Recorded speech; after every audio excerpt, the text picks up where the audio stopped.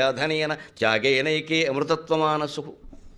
త్యాగం వల్ల అమృతానందం పొందుతాం అన్నారు కదా. మరి రామచంద్రమూర్తి త్యాగం సఫలమైంది కదా. కైకేయికి బుద్ధి వచ్చింది, భరతుడికి సరే ఆయన ఎప్పుడూ మంచివాడే, తిరిగి ఆయన రాజ్యం ఆయనకు వచ్చింది. రామచంద్రమూర్తి త్యాగం సఫలమైంది, భీష్ముడి త్యాగం విఫలమైంది. భారతం మొత్తం చదివితే ఈయన త్యాగం చేయకుండా ఉంటే బాగుందనిపించింది.